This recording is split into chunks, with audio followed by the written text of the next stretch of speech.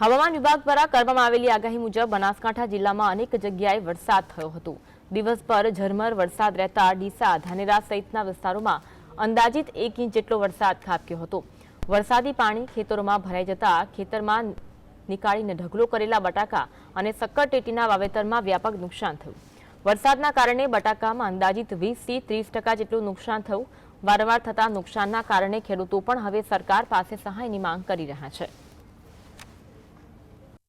બનાસકાંઠા જિલ્લામાં ફરી એકવાર કમોસમી માવઠું થતાં અનેક ખેડૂતોને નુકસાન થયું છે।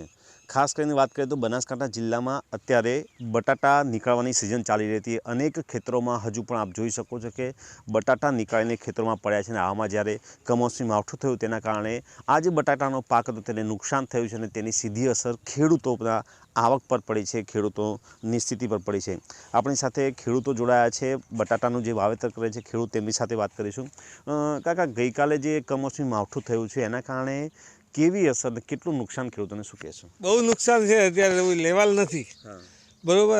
250-300 ભાવ હતા પણ અત્યારે કોઈ લેવાલ છે જ નહીં। કોને આપીએ? હવે જે ભાવ આવે માર્કેટમાં જે વેચવા પડે, નુકસાન જ છે। બરાબર।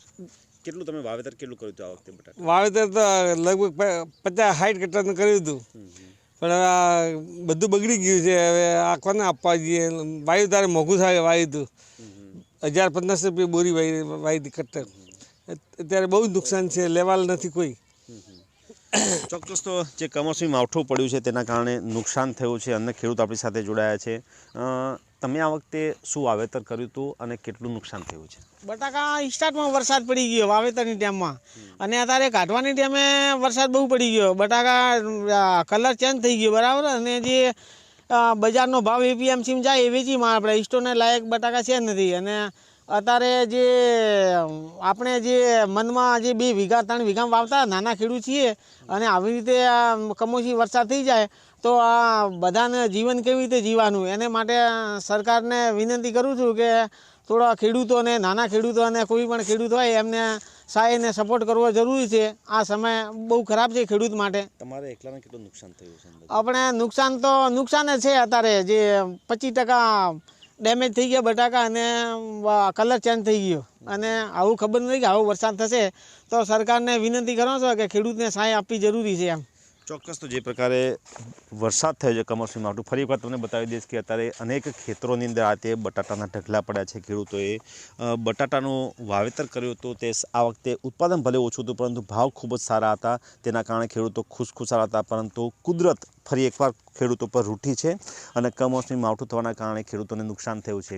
જે ભાવ બટાટાના હતા 250 થી 300 રૂપિયા અત્યારે માર્કેટમાં ભાવ ચાલી રહ્યો હતો, પરંતુ આ વરસાદના કારણે જે બટાટા પલળી ગયા છે તેનો ભાવ 25 થી 30% જેટલો ડાઉન થઈ ગયો છે અને જેનું મોટું નુકસાન ખેડૂતોને વેઠવું પડી રહ્યું છે।